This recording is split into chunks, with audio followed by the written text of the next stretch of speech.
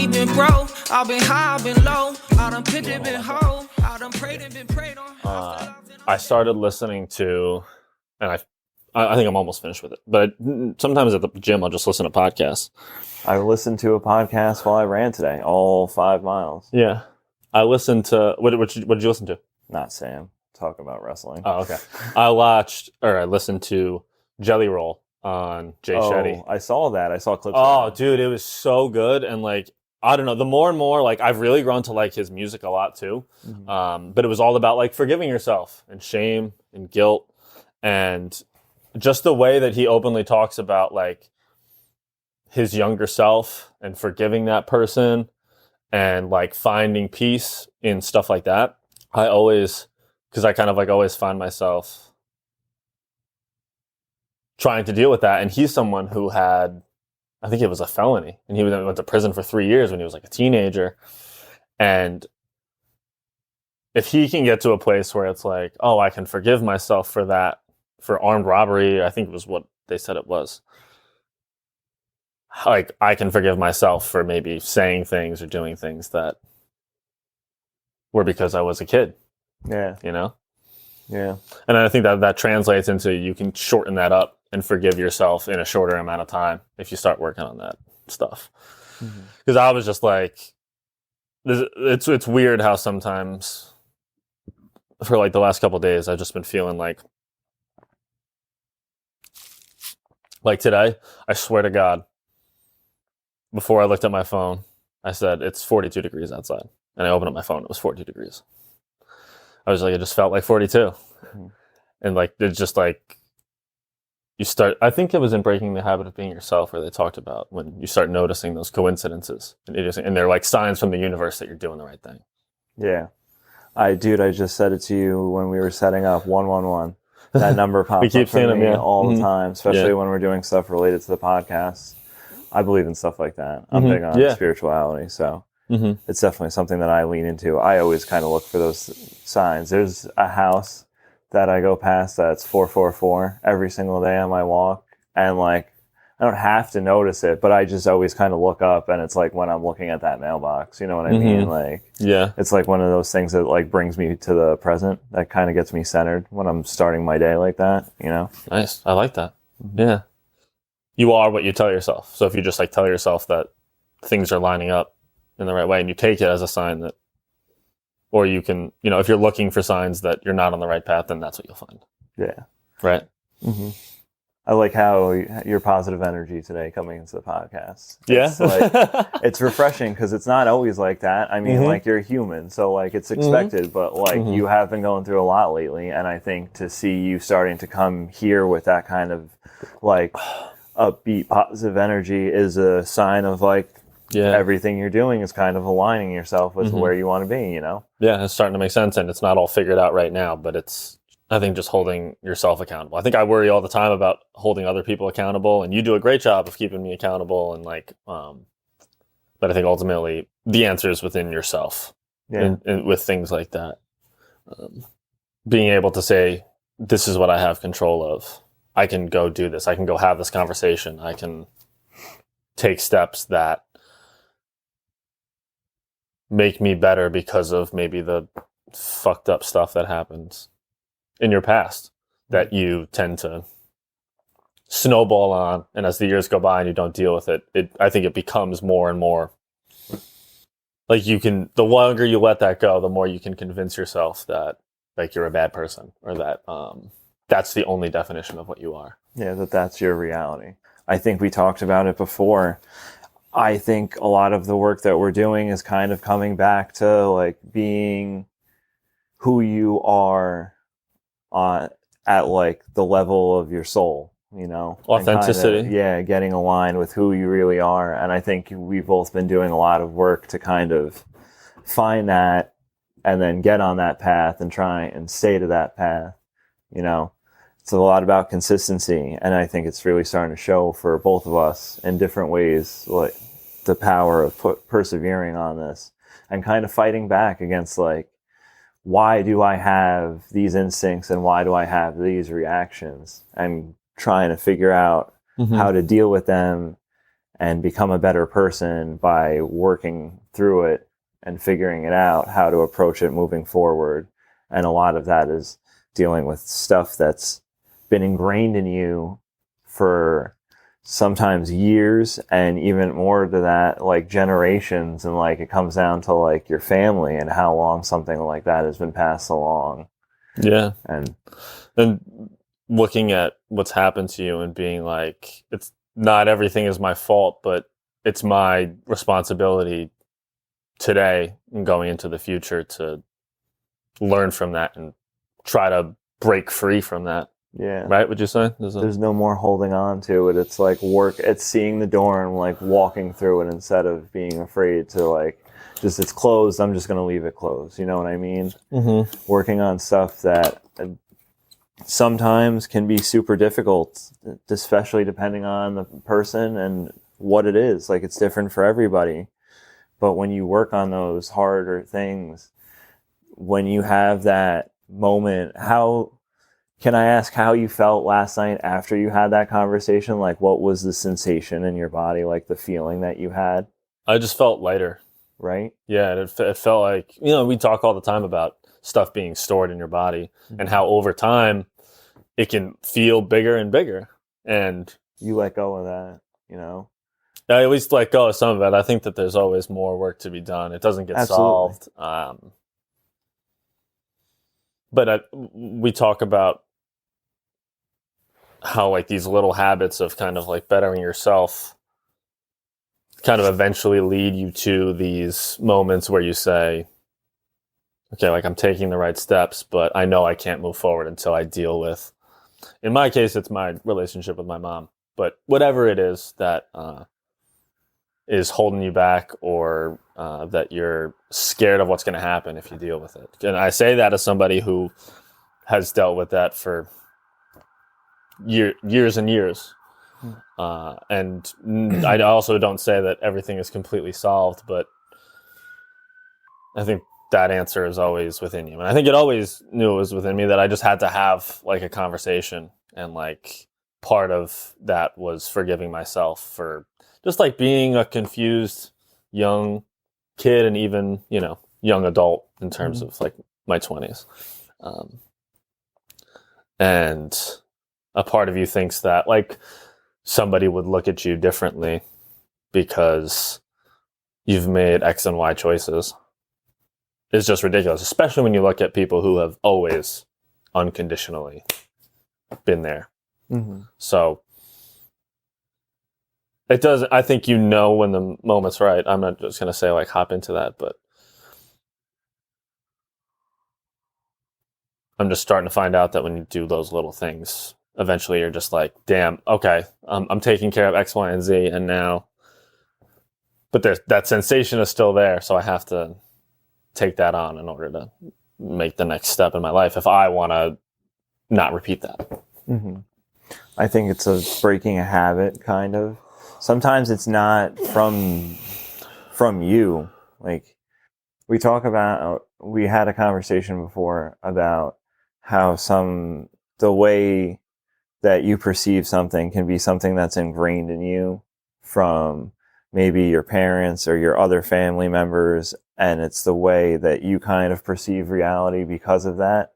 And it takes a lot to step out and be like, wait, why do we look at it like this? Why do I think like this?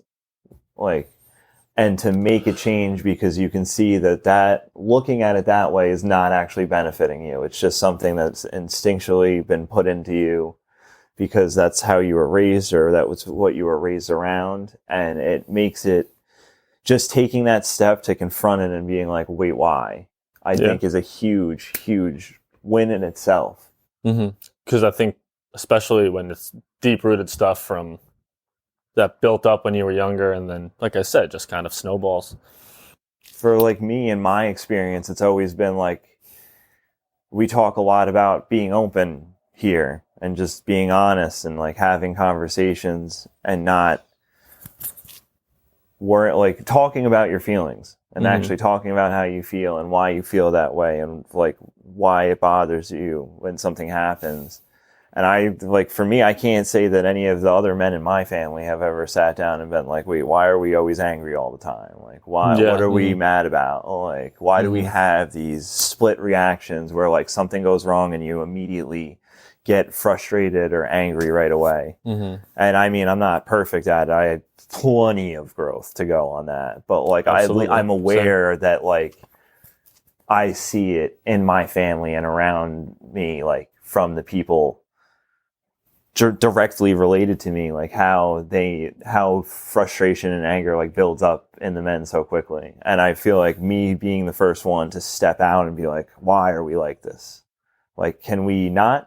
Because I feel like it'd be a lot cooler if we weren't, you know? It'd be a lot cooler if you didn't freak the fuck out right now. Like, I don't need to get so frustrated and so tense right now. And I think a lot of the spirituality stuff for me has made me take a look at that and be like, okay, it's possible to navigate this and to figure out why. And just taking that step to do so is breaking a chain that's been going on for however long it's been going on in my family. You know? Yeah, I would say, I don't know if my grandpa was an angry guy. Probably. I mean, like, the way things have been going down the chain, like, I would assume he was. So, like, I mean, it's not a conversation I've really ever had with my dad to, like, get to know his parents and his relationship with them.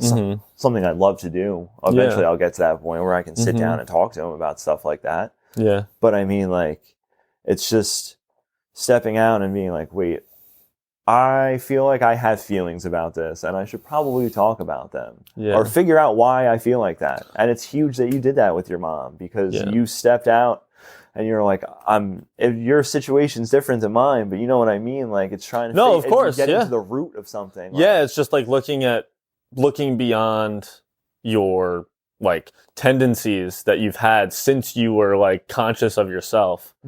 And like you said, it's kind of like stepping out of it and trying to just like really figure that out. And like I said, I don't think it gets solved overnight, but a lot of it I think is shame, you know?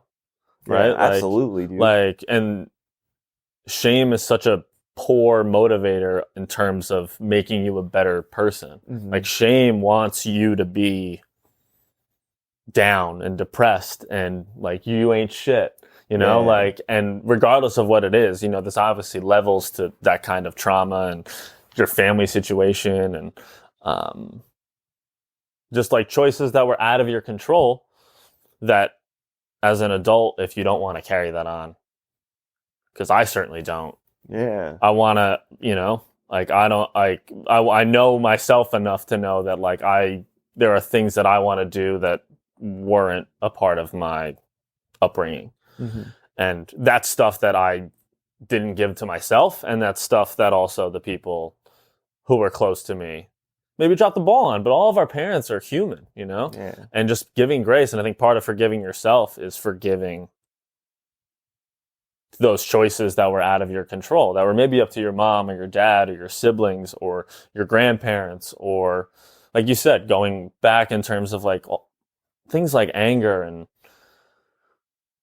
anything that is like, you know, associated with the masculine whatever has been going on for a long time, and only until recently does it feel like, or is that starting to change.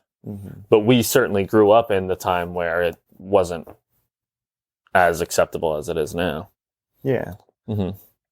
I think as you break out of that loop, though, it just does wonders to your life and bringing balance to like who you really are, you know? I'm just really happy that we're having this conversation. Like, I'm really happy to be here right now. Yeah, man, I can tell. Yeah. Feel like you look like a different person, man. Do I really? Yeah. Thanks, you man. Like look lighter today. I look lighter? Yeah. Yeah, as if I could get any thinner, bro. No. Got to shed off that generational trauma.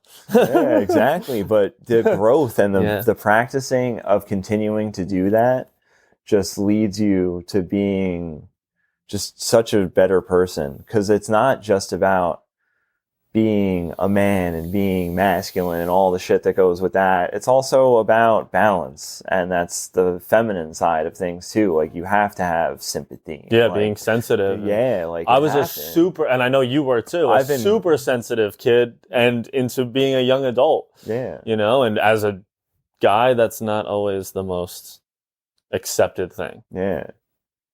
And it's hard to be like, that hurt my feelings. Can we talk about this? I'm sorry I got angry. And then it gets even harder if you're getting angry and you don't know how to step up and take accountability for that.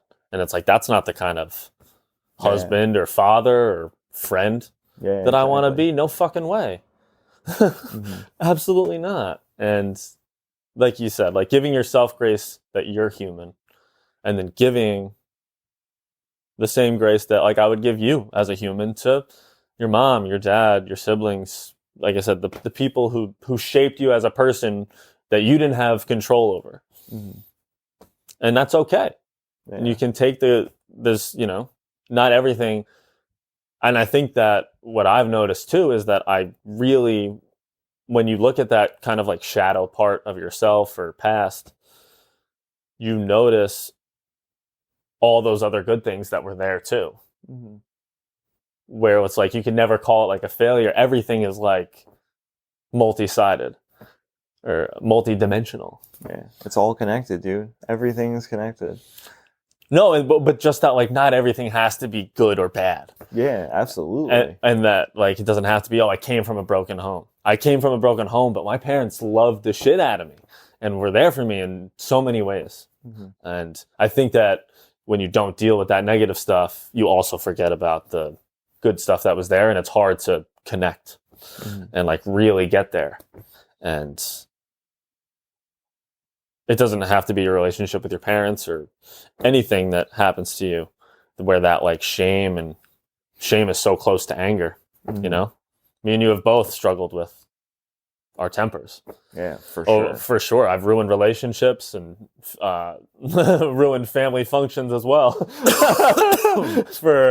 But it's wanting to make that change to not do that and not be that person. Yeah. That I think is what we're here for, you know? You have to take that journey to figure out who you are and let go of those, just like living a calmer, stiller life and just allowing things to happen to you and not be hurried and just worried and so caught up in things. Taking that little like pause break when something upsets you or frustrates you or gets you really angry. Like I know, you know, it's not easy. That's the most important things. Yeah, like there's things that you can never take back that you say, and like taking that pause and also doing the work kind of on your inner self can be the difference between like a relationship being ruined.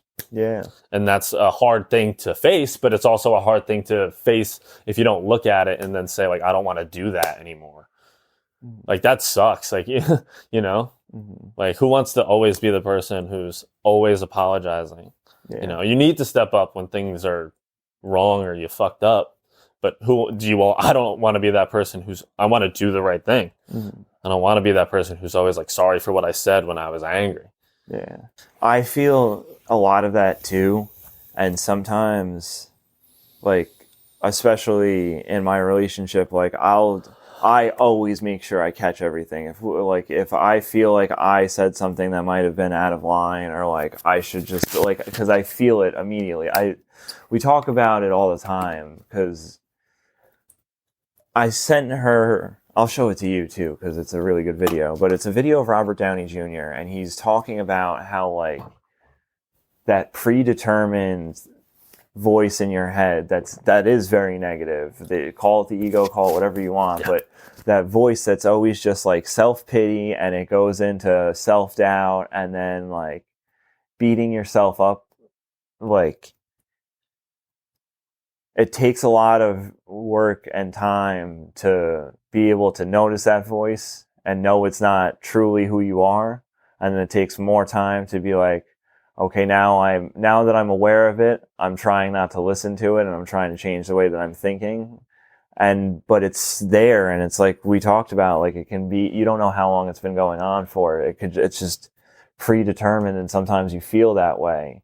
But it's trying to break that habit of noticing, not like from when you notice it to making the change to just be like, I don't fucking care about what's going on over there. Like that doesn't matter. You know, like that voice is just like negative, and it's always going to be like that, and it's going to want self-pity and like just leave it alone. Yeah, play the victim. Yeah. I feel like I've become so much more aware of like my emotions over the last couple of years that like when they come up, now I'm reflective of them, and like I try and allow them to just go, and it is what it is, and just try and like be present in the moment and feeling it out. But sometimes like something like shame, which is so close, like you said, to anger, just like something will get said and I just take it the wrong way for no reason. And I'm like, I don't know why I do this, but like in my head, like I'm beating myself up, like beating me up and then for you beat accepting yourself that, up. Yeah. for being like, why would you say something like that? And then it continues and continues and continues. And it's just like, I'm at the point where I'm trying to just change that's the go-to instinct right away, like when something like that happens, because I fucking hate being like that, you know. And it's not you, like, and I think that why those things hurt so much is that like you say stuff that you don't mean, but that you can't take back, but because you were in such a frenzied kind of like emotional state and you don't know how to deal with this shame that triggered your relationship with it, whatever it is, you then become not. I always try to say that like if you deal with something that sucks in the wrong way, then you become that thing, that the way you dealt with it, versus being able to deal with the original problem. You know, it's like if somebody comes at you with all this angry energy and then you respond right back with even higher anger energy, like what have you accomplished?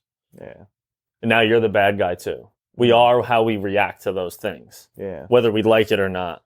And it's so hard because it's like that instinct. I've been writing it down in my journal all the time that I've released control and I do not react. And it's like I'm not even close to being able to say that like it's worked yet. But like I know it will. And but you have these little moments where you're like, and I'm like, on Saturday when I got into the car accident, so my Saturday was just a nightmare. You were like I had a really, really rough day, and I was just super emotional, and I cried and ate pizza at the end of the night. Like that's solid, just what had to happen. Yeah. But I started the day just like I did something that I allowed myself to be like, we're off schedule. And then from that, it snowballed into me beating myself up for the rest of the day until it got to the point where I had my pizza and I just cried. But like I got into the accident, and with the one positive thing I did notice is like I yelled fuck when I hit the guy because I knew I was just like, God damn it, this is gonna suck. But like when my dad got there, my dad got out of the car hot as fuck. And like I sat there and I was like, I'm not gonna say anything to him right now because he's hot, but I'm also gonna be like, I apologize for my father. Like, sorry, we're working on it. I'm working on it for the rest of us. Like I went up to like when everything but I was even said know, and done, I shook the kid's hand of the car that I hit and his dad. Yeah. And I was like, sorry about that. Like I just did not want this to happen today. Like and I apologize for his reaction. But I think that leads to like being a better version of yourself, because then it's just like, who are we, but how we react in those moments of tension. Those things are going to happen, you know, whether it's the car accident or it's plans getting canceled or, you know, things that we can't control. Like we are how we react to those things. Yeah. And you can at least say in that moment, like you may have had an initial like angry, like, of course, like I rear-ended somebody. I'm so mad. Yeah. But to just have be like, what is about this is going to get better if I am like, I'm a piece of shit. Yeah. Or I come out and I try to blame somebody else that's not me a lot like that. And like that gives you that thing to be like, okay, like this thing happened that I didn't want to happen, but at least I had control over the fact that I reacted to it and I was an adult about it. Yeah. Like I got crushed right after that too at Elixir, my first day by myself on like the busiest Saturday in Beacon. That was a crazy Saturday, yeah. And I got murdered, and the voice in my head was like, going into it was like, you can't handle this. You're going to be so bad, it's going to be terrible. You're never going to make it through this. And like I just went downstairs and I just worked. Yeah. And like it sucked. It sucks because I got killed and I was a little bit behind and there was a line. But like at the end of the day, like what do you expect? It's a one-person business, bro. You know, like, and everybody got what they wanted and they were happy. So like there was no point in me even listening to that voice being like, you can't handle this. Like, and then like I go into work with nerves all the time. And it's because that voice in my head is like, you can't do this without drugs. I really feel like that's like the one thing that it gets me with, especially when I go into bartend sometimes. It's just like, you can't do this without that magic powder that you used to have. And I'm like, yeah, I can. Yeah. I just got to get that voice out of my head. Like, but it always makes me nervous before work. Cause like, I used to feel that way about alcohol too. Yeah, I felt like that was a superpower for me. I couldn't, yeah, exactly that. But like if I got the right amount of... It's probably because I won Best Bartender while I was doing coke all the time. Yeah, that's probably why. Yep. Yeah. Like I can't be that guy. Yeah, and I was probably the most successful bartender at that point. Yeah. Of like when I was doing that, and then you convince yourself that you need to like be drinking all the time, or you need to be doing something else in order to not be yourself and get through this. Yeah. And that's. But myself can handle this. Exactly, yeah. I just like, in fact, you could probably handle it way better. Yeah, right? Your sober self can probably handle it so much better. And it's an even bigger victory at the end of the day. Yeah. I think a lot of it is, though, like that little kid in you just being afraid. And it's just like, challenge. And like, because you have that negative self-talk, that's just like, why wouldn't you be afraid, you know? Why wouldn't that little kid be afraid? And then you have to kind of go back in and just be like, it's okay. Like we're gonna work through this, you know. I feel like we're all. What is that fear? Yeah, we're all just kids. The kid just grows up. Like the soul doesn't age. I think that allows you to find that kid in yourself. And like I say that, like I understand that everybody, like some people have horrible childhoods or whatever, but oftentimes, like. For the most part, most of us have like a pretty balanced one. I would say, you know, where like there was a lot of good stuff, there was some bad stuff, and we are who we are. Hopefully some of us came out as pretty good people, right? I feel that. Right? Yeah. Right? And if you can just like look back on it and be like, okay, like maybe it wasn't perfect and there were times that things out of my control had this impact on me, but I am not just that. Yeah. And then you start to find that like inner joy of like you had these so many good memories, but if you shove down the bad stuff, a lot of the good stuff ends up in there too, right? Yeah. Like I was talking about this to my mom last night, and she was like, "You're so lucky to have the friends that you have. You and I have been friends for 20 years. Yeah, I know, man. It's crazy, and there was a lot of up and down in that." But it's kind of crazy to see that, like, you know, when I think about the person that you were when I met you and the person that you've become, and I feel like I'm getting closer to the person I was when you met me. Yeah, you know, me what too. I mean? Like, yeah, I remember from, what I became, like, and I think that's a big testament to like this whole journey. That's just becoming who I am, not what I was, and it's a big part of it is letting go of that. Just being like, this is who you were, and that's okay. Now let's go back to who you are. Whether it's your 8-year-old, 12-year-old, even your 20-year-old self, did you lose in the fact of that, like, I'm not worth this? And I think that's a really, really hard question to ask yourself. And by no means am I done dealing with that. I think that's the whole. We say it, I think, in at least every episode, how we talk about how we're always like making sure that we're like, I don't gotta figure it out. I'm just saying that this is what I did. Yeah. And I also say for me, we always say big for me. What episode is this? Episode 41. 41. Oh, isn't that crazy? I say that about every single episode. Every single time I have, just from editing and going back and looking, we start every single episode off with me saying how many episodes we're at and being like, isn't that nuts?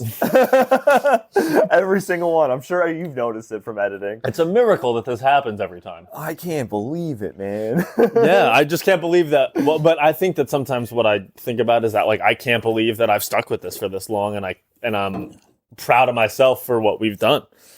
Yeah, I mean, I have 2 more years of podcasting, and I've been with this as long as I was with violin. Like, yeah, yeah, exactly. You know, yeah. I lasted longer in this than I did in recreational soccer as a kid. I didn't play soccer for very long either. Yeah. I kind of wish I did, though, as an adult now. I have no foot coordination. I don't think I ever did either. Yeah, so I was so obsessed with baseball. So was I. I was so obsessed. I think I think that's a. Should we play baseball again? But I think that something like that allows you sometimes subconsciously to connect with stuff like that. Mm-hmm. Like in a weird way, the way that the Mets have been playing and like being in the playoffs reminds me of like how excited I used to get about a random game on the middle of May that didn't fucking matter. I felt that last night. Bring that back, like, sometimes it brings back that emotion that was there. You're starting to feel that? That's cool, man. I feel that all the time. Like, I was here having a conversation with Luke, and he was like, he's like, I didn't, because he's not a sports guy. Mm-hmm. But I was like, yeah, like, it's really nice having the Mets, like, be good and be in it, and it's fun. It's like a connection thing. And he was like, is that the team? And I was like, of all the teams I'm fans of, that's the one that like means the most. It means the most, and that I would like take over anything to win a championship, or just like, it's like, it's fun. Yeah. And I think it brings you back to like that childhood energy where it's like, I'd wake up when it was 9:30, the next day or whatever, in the middle of the summertime. And I had to go to bed before the game was over, and we'd watch the replay of the rest of the Met game. Yeah. And I'd watch it even if they were losing fucking 9-0. Yeah. Didn't matter. I used to love watching the Yankees on, the old scoreboard in the corner. And if the game was on the next morning, too, it's the same thing. I get a lot of those nostalgia feels lately, too. I feel like it's because you're getting closer to being like who you are, or like who you're supposed to be. Like, you know what it is about wrestling? Like, it's because I was a kid, that's why I connect with that so much. And I feel like it's one of the things that I've like went back to once I like got sober, because I was picking up where I left off before I started doing drugs and shit, And but then you realize that like, what did I replace those things with? Now, I'm not saying that like have your life be dominated by wrestling, but what I'm also saying is that like when you take yourself so seriously, and the only thing that brings you joy is like being in a relationship with somebody, or is based upon kind of like other people, I think you lose that stuff that like made you who you are. And sometimes, there's ways to connect with it. Especially during this weather, there'll be days where I'm just like, you know what I would love to do right now? I would love to be 14 years old watching Harry Potter on the couch downstairs when we had the recliners, like, because I could see the fall leaves outside from the sliding door, and it's just like that kind of chill in the air like there was back then. And like, you know what I mean? It'll just hit you like that. Mm-hmm. I think I credit a lot of that to mushrooms clearing that up for me. Like once I got off drugs and I was like sober for a while, mushrooms kind of like, when I do them, I feel nostalgic so much all the time. It's like one of the greater feelings that I get from them. So like there'll be certain things just like, I'll never forget like the first trip I did in January. Like when I moved home, I was walking through the neighborhood and I went to cut through where Mike Saccone lived on Oxford, that little trail you could go through.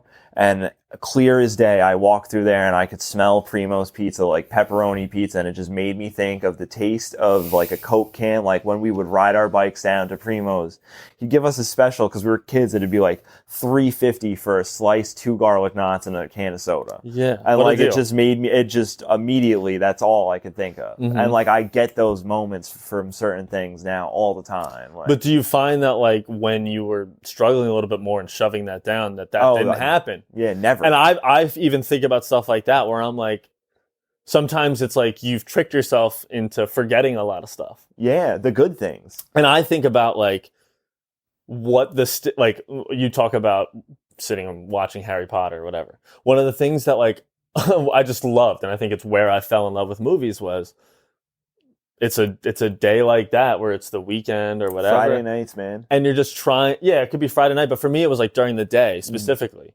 And it was like, what movie can I catch? And especially ones that I'm probably not supposed to be watching. Yeah. But when you catch it and it's starting and it's a good movie and you get into it, and it just like brings back that feeling of like, sometimes I felt like there was a point where like I couldn't enjoy movies because I was so worried about doing drugs, or does my girlfriend like me, or I should call my mom, or I should be somewhere further in my career, or whatever it is that thought miss creeps those in. moments in life. And then but then it's you like Ferris Bueller said. Yeah, and then but fucking 10-year-old me, or whatever, even up to being a teenager, would absolutely die that I have a TV that could watch any movie. Yeah. Meanwhile, back then I was just trying to. Hopefully, I'll catch. My mom leaves to go to the store when Goodfellas comes on. when I'm like 12. Yeah.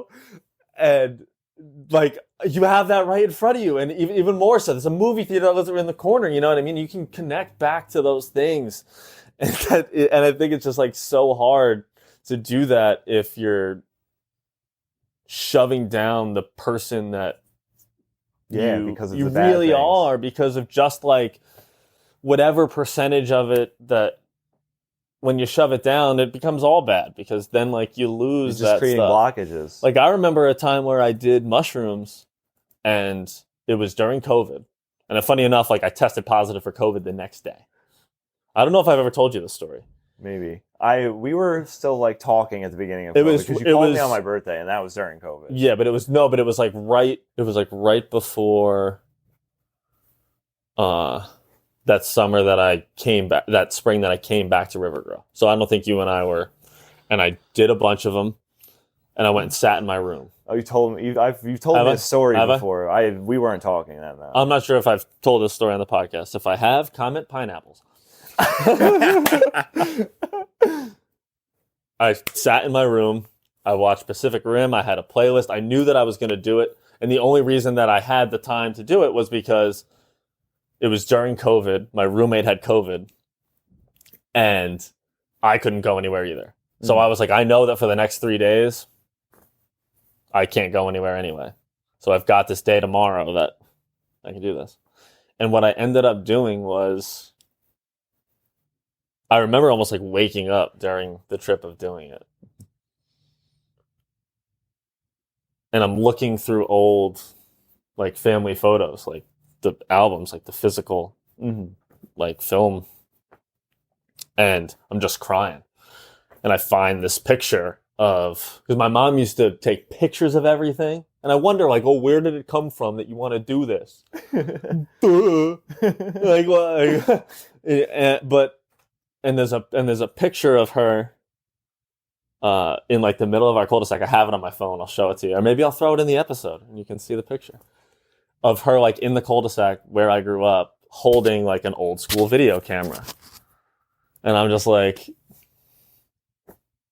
yeah, man. Sometimes things like that make sense. And I'm like, at that point I was high as balls on these mushrooms.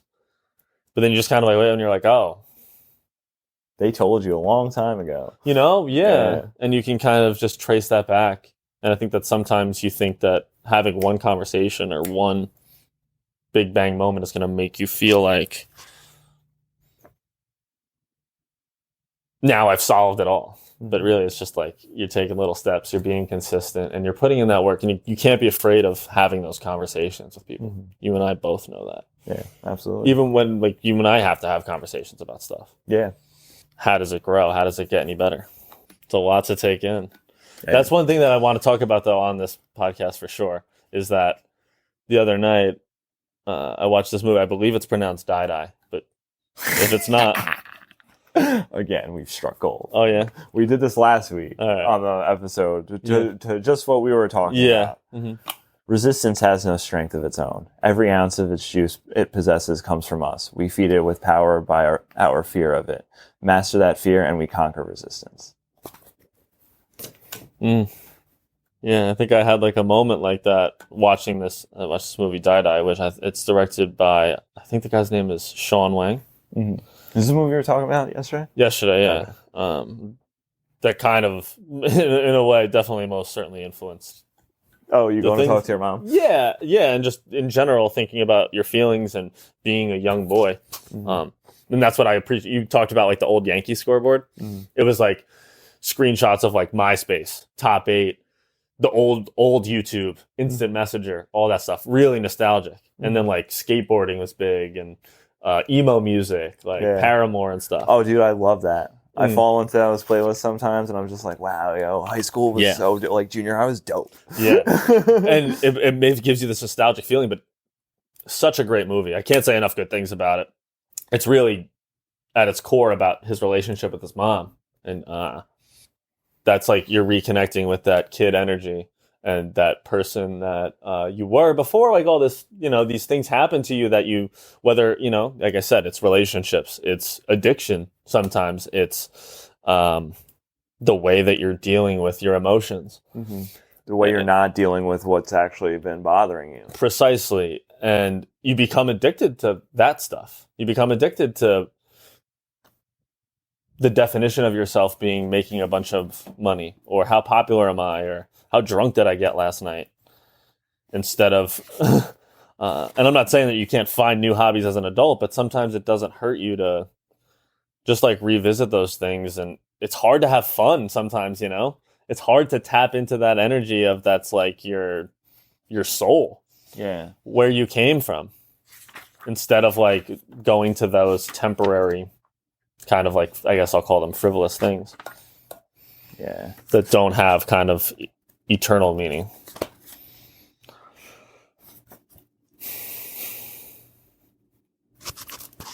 Give up sainthood, renounce wisdom, and it will be 100 times better for everyone. Throw away morality and justice, and people will do the right thing. Throw away industry and profit, and there will be no thieves. All of these are outward forms alone. They are not sufficient in themselves. It is more important to see the simplicity, to realize one's true nature, to cast off selfishness and temper desire. That's the beginning of living without attachment. It's the 19th verse of the Tao Te Ching. I think it just kind of gets to the point right there. That's why I love this book, and I love the prefaces that are in it, and just like some of the paradoxical things make you think. Like, I think that's one of the reasons I've been able to progress in this time that I've spent like working on myself, and why I continue to work on myself is like, especially at the beginning, Alan Watts, like the paradoxical thoughts, something that's just so different than your everyday train of thought, that just like caught me. And I was like, like that makes you really think. And then you just start to kind of think about everything. And when you start to think about everything, you have to think about yourself, and you have to think about the things you've gone through, and whether or not they were good or bad, who's to decide? But like, you have to work through them and be able to move forward, to progress and get better and back to yourself, like we're talking about. And that forgiveness. That if you want to be that kid and have that spirit and that like that you grew up with, like you have to get rid of the things that you were taught. You have to reteach yourself everything. There's like an innocence there, and like a pure, like the childhood me would never like be so hard on myself about stuff Absolutely like that, not. Mm-hmm. And you don't want to, we talk a lot about, as our, the future comes and we get older, like you don't want to pass that on to your own kids or the other people in your life, and you want to be a light for that. And you want to be proud to be yourself. And I don't think, for myself at least, I couldn't embrace myself now until you embrace that, whatever version of yourself that say it's okay. Like, we're figuring out how to be people. Mm-hmm. You don't just wake up on earth and have a handbook on how to be a good person and how to deal with emotions and deal with how people who are close to you and people who are not close to you affect that dynamic of you. Yeah. And we're all like, you talk about like this duality that not everything is good or bad. And I talk about black and white thinking all the time, of just like, not everything has to have this label on it. Something can be equally as good or bad when you just look at that, like the stuff that's out of your control. I can just only control how I react and how good of a person I am to you and the other people who matter to me and everyone as much as I can. Mm-hmm. Yeah. This is like the most open I've felt on this podcast. Is it?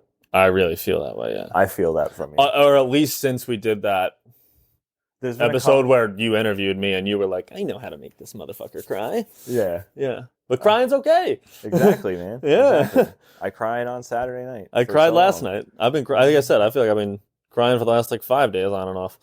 It's nice though. Just the way it is. Yeah, man. I'm addicted to it. Funny enough, when I was listening to that podcast with Jelly Roll, he said he didn't cry until he was 33 years old. And then he said, I can't stop now. I'm addicted. And I loved that. And I was just like, it's okay, like, to be sad or, but then you can also kind of embrace the fact that, like, sometimes, like, this is actually something that I wanted to mention because there was just this moment today when I was at the gym and I listened to this podcast that he was on.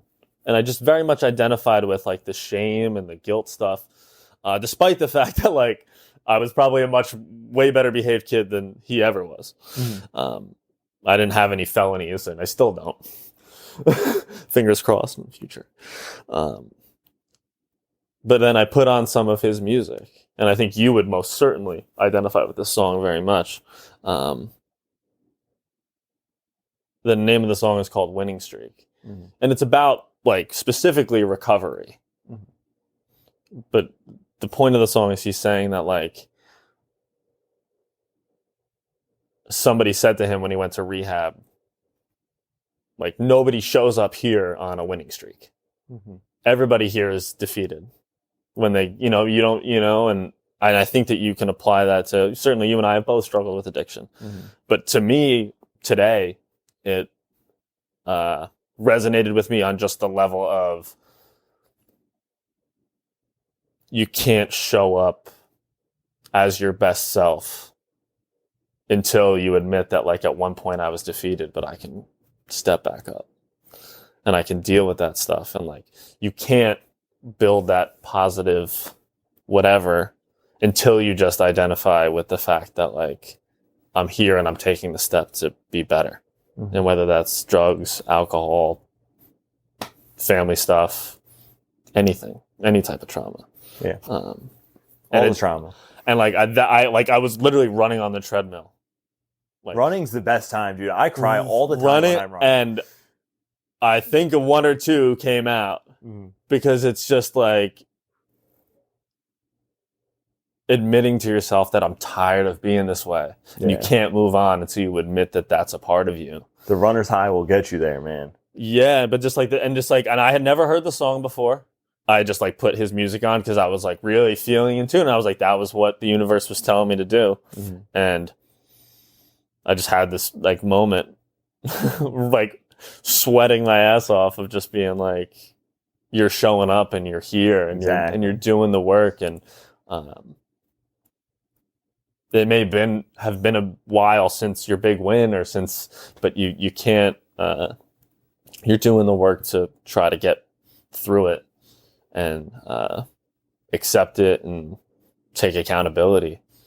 And like I said at the beginning of this, like, we all have control over who we become today. But you can't do that without accepting kind of the multi dimensions of yourself. And that's really hard to forgive and accept and face things when you just feel like time has passed, that I can't deal with that, and that is that. Yeah. Amen, brother. I'm glad you had that conversation. I feel like this is probably a good point for us to wrap, though. Maybe we can record another one if we're up for it. But yeah, this has been a really good conversation, though. Yeah. I really like where this went. And it's been just good conversation all around today because we obviously talked a lot more in depth beforehand, which I think we've really found a sweet spot of. Once we say, like, we have to record this is when then it starts to come together. And then it starts to roll through. We're going to have some content coming out soon. It'll probably be out before this episode of just, like, how we set up. Yeah. And how I think is the most interesting part of it is how do we get into the zone to have these conversations? Yeah, absolutely. Sitting down and talking beforehand. Just the conversation sometimes is very different beforehand than it is during the conversation. So, like, the podcast. And then sometimes it's just leaps right into it, Yeah, but I think it helps us figure out what we want to share and, like, kind of we've always said like the kind of struggle of like how much do I want to share on here, how vulnerable do I want to be, and I think that having those conversations just kind of like wipes that away, and it's just like, let's just let it roll, let's flow through this, and it will be what it is. Yeah, man. Oh, episode 41. Great episode. Oh, shout out to Whoop. They now track steps after all this time. Whoop. Yeah, absolutely. Yeah, that was one of the features that I've been grinding so hard for so long to make sure I get 10,000 steps on my fucking Apple Health, and that's just from the time I'm holding my phone. Yeah. And then you get the Whoop with counting your steps, and it's just like, dude, I get like 25,000 to 30,000 steps a day, and I was just trying to get to 10,000 because my phone told me I was at like 7.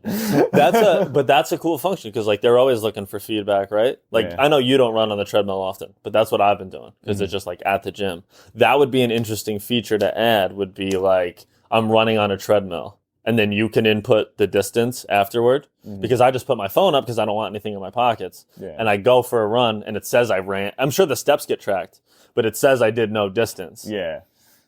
It doesn't. Yeah, I ran 2 miles today, but on my Whoop it said I ran like 0.13. Yeah. You know? Yeah. Like I've been there sometimes. But I know in my head it's like, what does it matter? Like sometimes the mapping on mine gets a little bit messed up too. Yeah. I have to make sure that I slide over and have it on track. Yeah, and I have to make sure it's like my heartbeat comes up when I do when I start the thing. Yeah. Or else it'll be calibrating the whole time and I won't be able to. Yeah. So. But heart rate zones. Get your heart rate up. Yeah, absolutely. Mine was like 170 today. Love that. Hell yeah. Hell yeah. I woke up feeling very good today. I got a lot done last night and I wanted to eat late so bad. And I was like, no. You're not going to do it. And I watched the whole Yankee game and I had like a little ice cream, just like one scoop. Respect, yeah. And I was like, we're good. Made it through. Yeah. I feel like that's a really big thing. Did you have that too?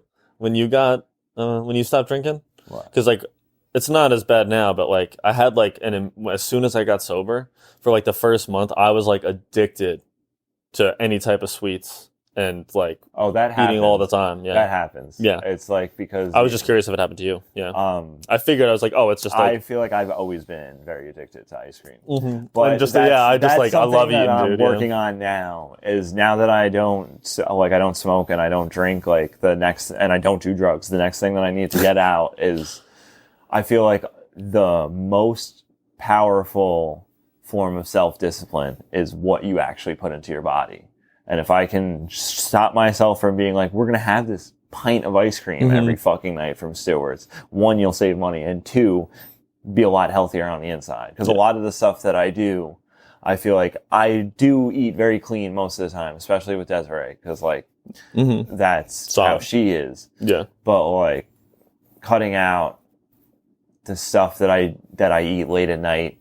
And especially when I'm by myself, because when I'm by myself, I'm like, fuck it. Like, yeah, sometimes you just get tell me no, but like I have to tell myself no, otherwise none of this matters. You know, or and like I said, it's small things. Like, but sometimes it's just like not making the worst choice. Yeah, it's like maybe having an ice cream bar instead of ordering a whole thing of McDonald's. You know, and that's exactly it. I had the small Friendlies cup, and also like sometimes though, like every once in a while, I'm just like fuck it. Like I've been eating well, like I can just like have a little cheat.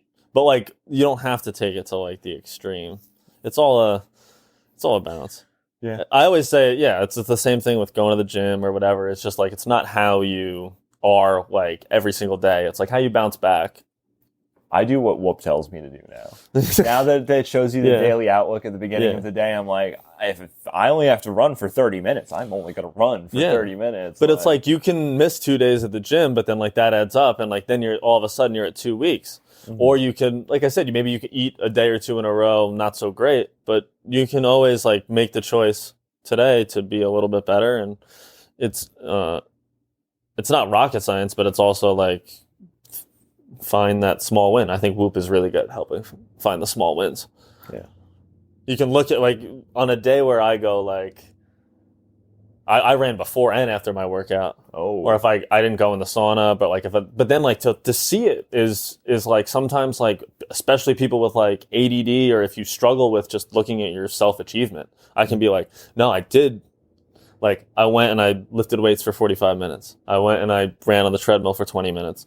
I was in the sauna. I meditated. I went for a walk, went for a run, whatever it is. Yeah. But it helps like you be like, oh, in a way, like it's kind of like a habit tracker for sure. Yeah. With like real-time data from your actual body. Mm-hmm. Yeah. Well, I clipped that one. yeah, we'll clip that. Clip that, Woo Man. That was good, right? Yep. I was like, I think it's just about the small wins. Yeah. Right? Absolutely. That's another great episode. Episode 41. Next week, there will be a real fucking camera in the room, too. That's right, baby. It might be outside right now. Just keep going. If you keep doing these things, eventually, fucking gets better and better, you know? Yeah, and just keep doing the work. But like, yeah, being like taking control of the fact, like, yeah, we can make this podcast better right now. Yep. This is what we can do. Mm-hmm. Do I have the resources to do that? Yeah. Okay. Right? Yep. Making those steps. Exactly. All right. And here we are. Adios. Another one of the books.